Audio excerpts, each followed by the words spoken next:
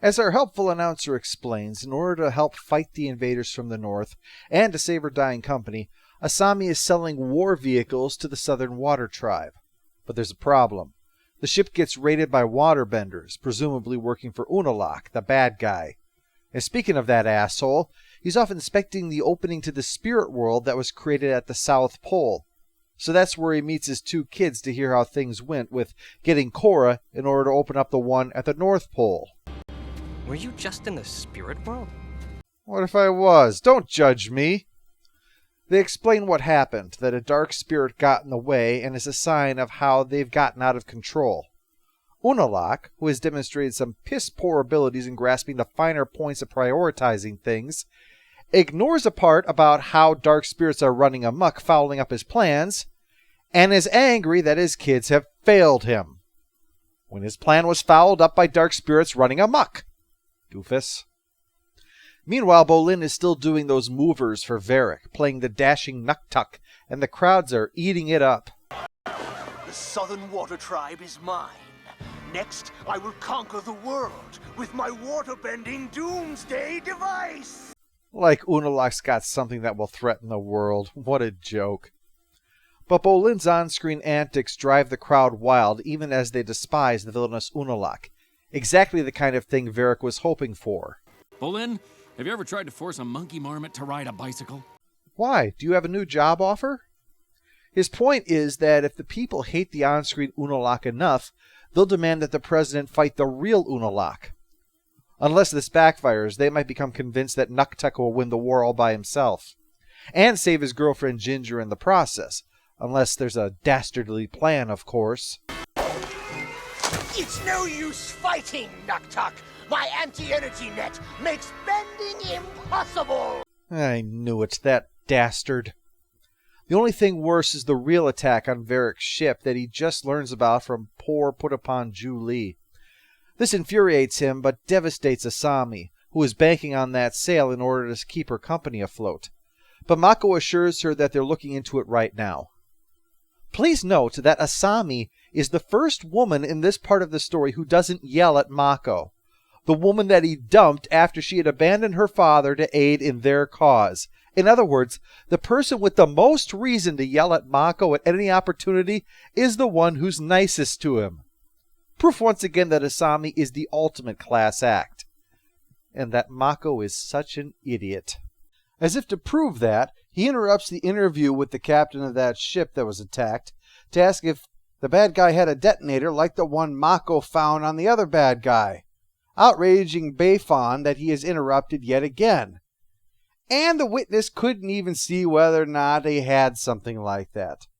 Nor does he recognize this picture of the suspect. So she finally throws him out, reminding him he's not a detective, so go do your actual job instead of this one that you clearly are doing very badly. Well, Asami is desperate. So desperate she's even willing to entertain Mako's idea. His plan? Send out a dummy ship and catch the bad guys red-handed. The problem is they need two things. A ship and some muscle because there won't be any cops on board. Varrick volunteers the first because Varrick is awesome. And for the second, Asami volunteers Korra, unaware that she is both out of town and Mako broke up with her. So he says they need somebody else here. Nucktuck would be a good choice. He's proven to be more than a match for the Northern Water Tribe forces. The only drawback is that he's a fictional character, though. So maybe Bolin could stand in Nucktuck's stead. You need my help?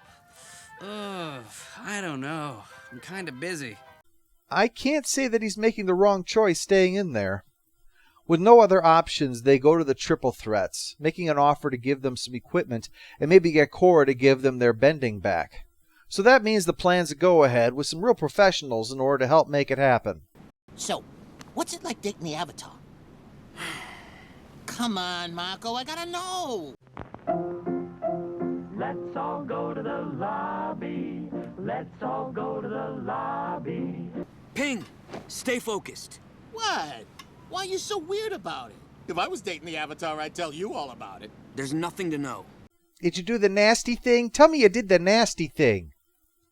When Two-Toe Ping won't give up on the subject, Mako finally admits that they broke up, getting confusion from Asami and mockery from all the triple threats.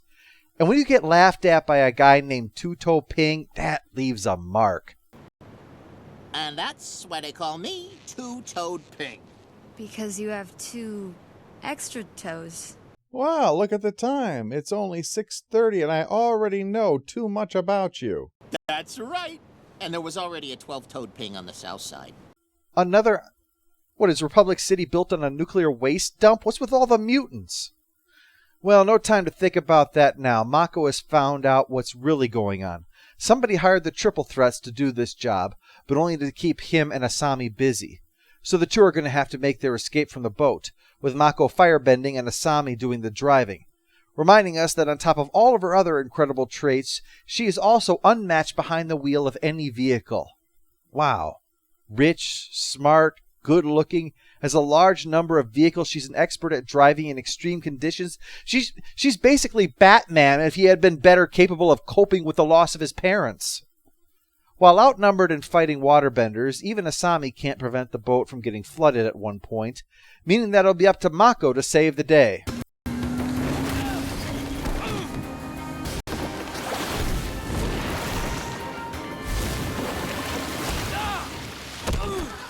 Fuck it. Asami, this guy is useless. Pull some of those concussion boomerangs out of your bra and take these crooks out yourself. Actually, she just does it by getting the boat started finally and doing some quick maneuvering. But now, we should not forget that Mako did the incredibly important job here of hearing people talk. That's right. And not just anybody can do that, you know. Deaf people, for instance.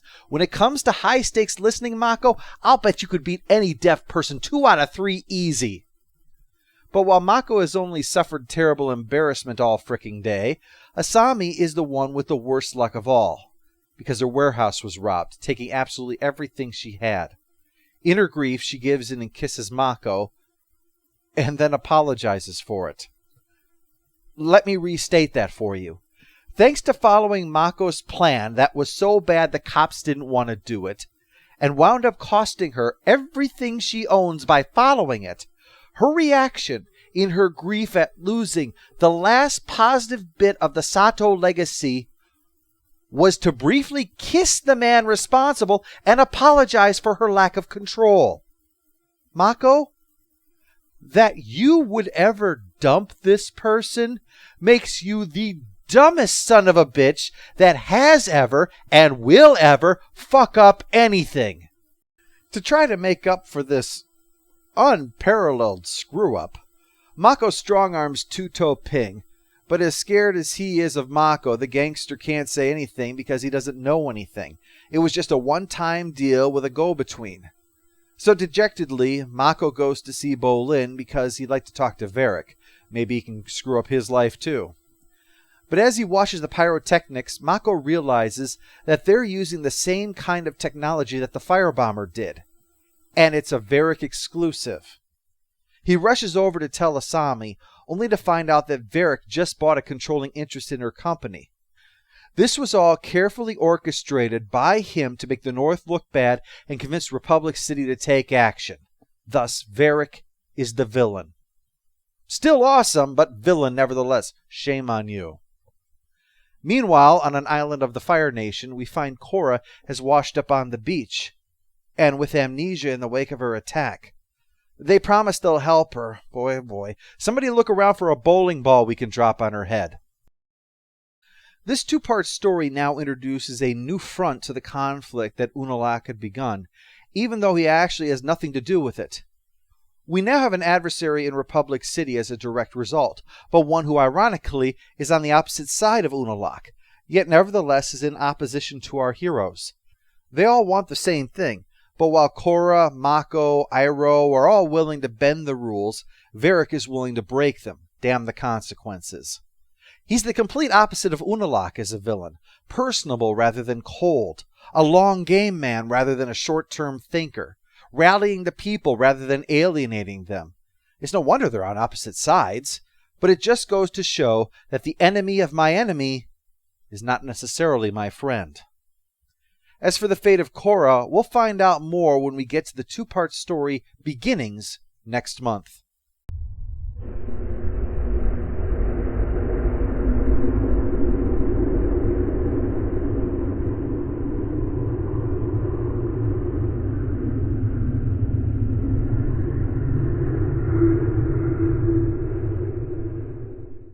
All hail the Overlord! All hail the Overlord!